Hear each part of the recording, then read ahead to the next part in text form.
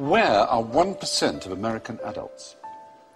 Oh, I imagine we could find out, couldn't we? We could use Google Earth, because some of them are quite big. There's one. He's got his own postcode. 1% of the population, which is... What's the population? It's about 300 million, isn't it? So you're talking about between 2.5 and 3 million, say? Jail. Yes. G for jail. English spelling of jail, of course, but it is G for jail. Really, that many people? 3 million people are locked up? Well, 2.3, which is 1 in every 99.1 adults. All of those guys there are innocent as well, because they all were arrested for having switchblades, but they've all only got one arm. Well spotted.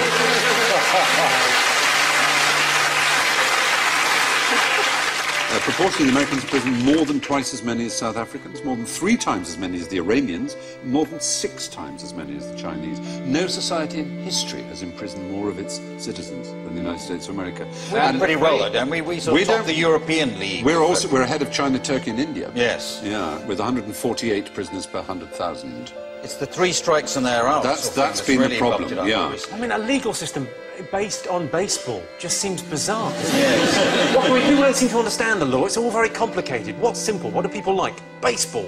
Right then. Here's the rule. 3 strikes and you're out, yeah. Mental. What it means is if the first 2 strikes, the first 2 crimes you're convicted of are serious enough, the third one, no matter how trivial, will get a life sentence, 25 years or more. So, for example, Leandro Andrade is serving 2 consecutive 25-year terms for shoplifting 9 videotapes. Or... He took 9? Yes. Kevin Webber, 26 years for stealing 4 chocolate chip cookies. It's astonishing. Well, it's really stupid, isn't it? Because if you know you're on this sort of deal... Yes. Yeah. Take 5. Yes. That is Do another murder. Do a bank job. There's no point... There's no point doing anything trivial. If No, you're I know. going to get caught. It is a bit bonkers. But the racial numbers are a bit worrying. And the gender numbers, it's 1 in 30 men aged 20 to 34 is behind bars. But for black males, that's 1 in 9. 1 in 9. There are more 17-year-old black people in jail than in college. So 5% of the world are American, 25% of all prisoners Isn't the real are American. controversy with this the business end of it? Well, that's true. It's also, as you say, right, it is a business. Because it's not just license plate, they make loads of stuff. Well, one of the things I should have said when talking about contraband is that you're not allowed to bring into America anything that's been made by forced labour or prisoners. But in America, you can almost say, if you were so minded, that they've reinvented the slave trade. They produce, for example, 100% of all military helmets, ammunition belts, bulletproof vests, ID tags and other items uniform, 93% of domestically produced paints, 36% of home appliances, 21% of office furniture, which allows the United States to compete with factories in Mexico because, of course, obviously the workers can't refuse to work for 25 cents an hour. I very much like to say something hilarious, but something must be done. It is. Yes. It feels a bit more question-timey to say. It is a bit amazing, isn't it? Yeah. It's extraordinary. Yeah. It's slavery by the back door. Exactly. What it? Plenty for you to work. You get solitary confinement if you refuse to work. Yeah, more than 1 in 100 American adults are in jail.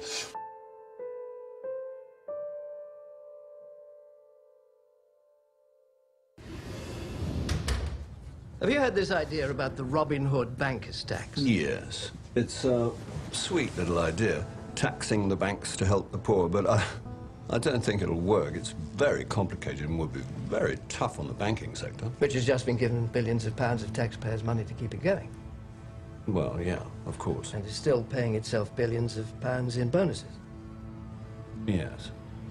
So the tax is a charge on all bank transactions that don't include members of the public. Bonds, derivatives, currency, speculative stuff. Is that right? Yeah, something like that. Very complex. So the bankers would give how much from each deal they do? 25%? Well, no, not that much. 10%? No. 5%? No, not 5. More or less? Slightly less. What, 1%? Not quite. Half of 1%? No. 0.1%? No. Half of that. They give around 0.05% of every deal. Yeah, that's about right. And sometimes it'd be even less. That doesn't sound like a lot to most people. No. I can see that. And how much would it raise to help people at home and abroad? Oh, a fair amount, I believe. £1 million a year. No. more than that. 100 million pounds? More. 500 million pounds? Well, £1 billion? no, it's slightly more than that, I'm told. £10 billion? More. £50 billion? Yeah, that sounds about right. In fact, I believe it's likely to be more than £100 billion. Could be double that. Could be more than double.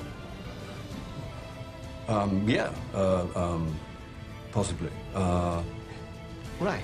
So let me get this clear.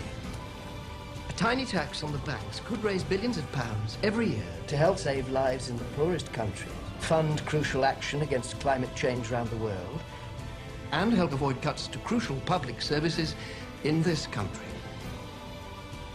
Gosh. Well, yeah. That is about the, some of it. I don't know. Perhaps it's, quite a good idea.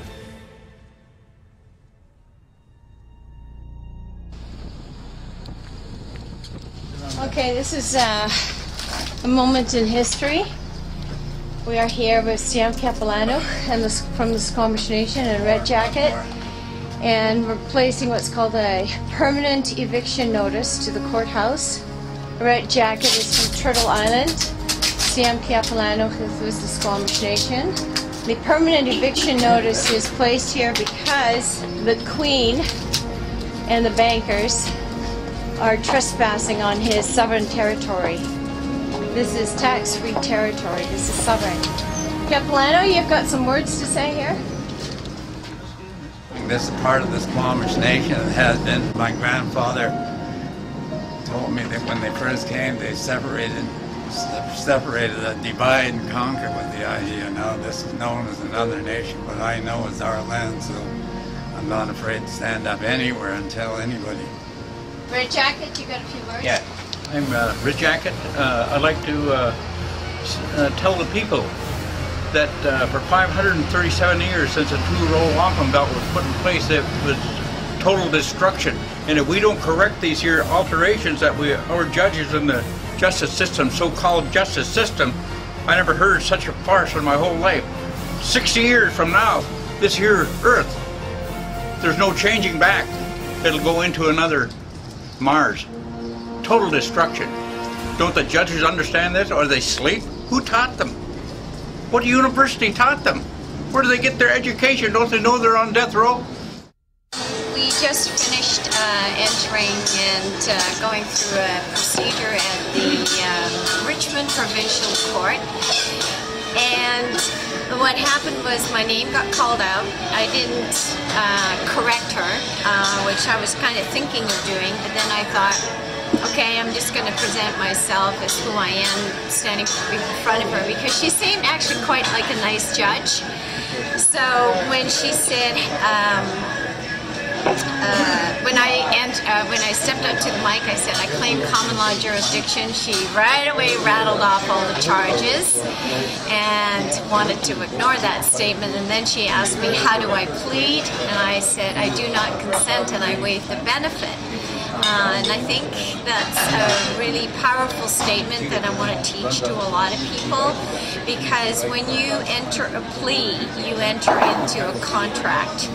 Whether it's guilty or not guilty, it is their way of saying you have understood the jurisdiction that they want you to respond with.